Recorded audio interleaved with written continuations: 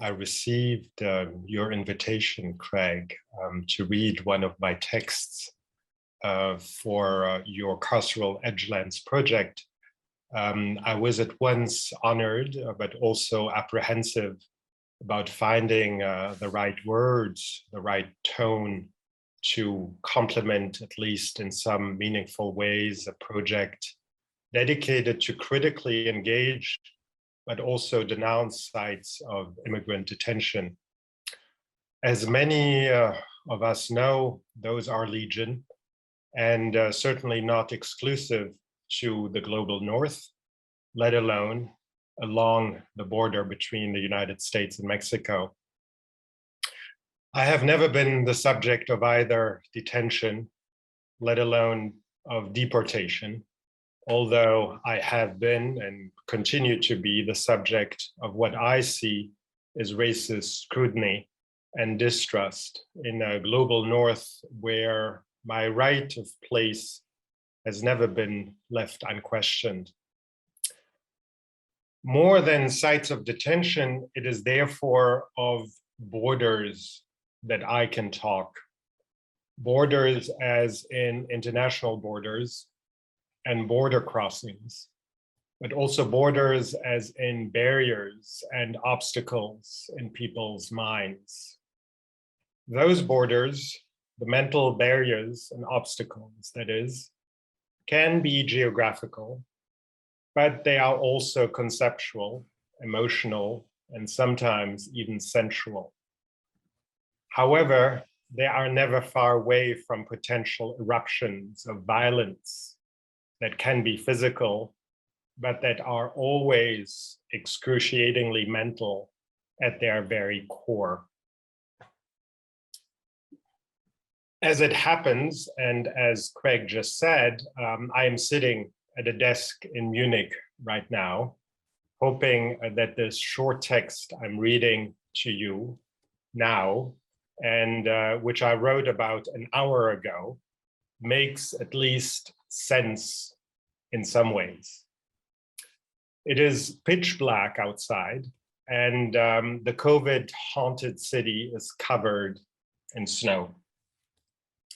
The capital of Bavaria is the city in which I was born, and whose history, at least substantial parts of it, have marked me from the very beginning. If it weren't for the traffic on the roads, it would take me just about half an hour to the former Nazi concentration camp of Dachau, the quintessential site of human horror that was in full operation a mere 27 years before I was born, a stone's throw away. I'm almost 50 now, and the specter of prejudice, detention, deportation, and extermination has only been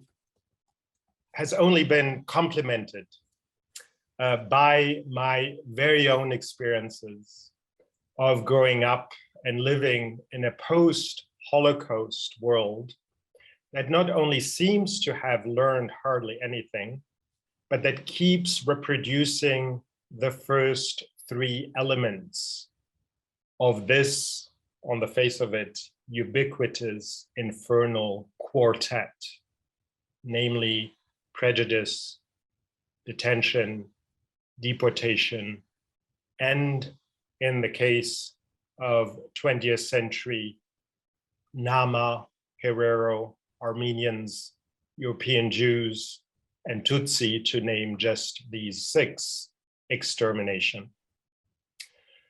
Memories and memory work can be deceitful and deceitfully painful. But no matter what you do, they keep accompanying you throughout your life. I was a small child when I realized that my parents were different from each other. Not different in some gendered normative way, but different as in the official treatment they experienced, notably when crossing borders. We crossed borders a lot in the early 70s. West of the Iron Curtain, borders were certainly not the securitized spaces they would become some decades later. But my father was Algerian and he was Black. So crossing the Alps meant that we had to stop multiple times at the various German and Swiss border posts, get the car searched thoroughly, and have my father's green Arabic Britain passport scrutinized from every possible angle. The French weren't necessarily better. In those days, the Algerian War of Independence that led to the collapse of the French colonial empire was only 10 years over, and feelings, mostly bad ones, were everywhere across French officialdom. Arriving in Algeria wasn't much better. Cynically, one could say that the former colonial subjects had learned from their former colonial masters. They had been good students in humiliation and subjugation. So the hierarchized economy of frustration and aggression was always in full swing after we crossed the Mediterranean Sea southwards and arrived in an officially independent Algeria that was still far away from any country that was at peace with itself. The lack of peace with oneself, this awkward term that I use here for the lack of a better one, is certainly not the exclusive domain of what some of us used to call the third world.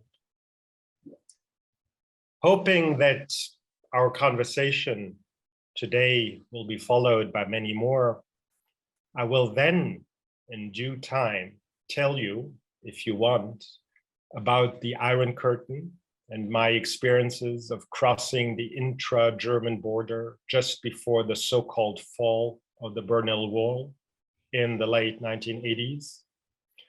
I will then also tell you about crossing borders myself and seeing others trying, sometimes successfully, sometimes not, to cross borders throughout the Middle East and South and Central America.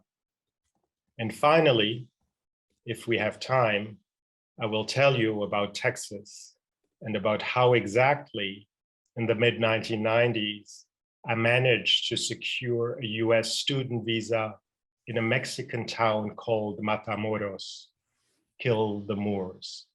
Thank you.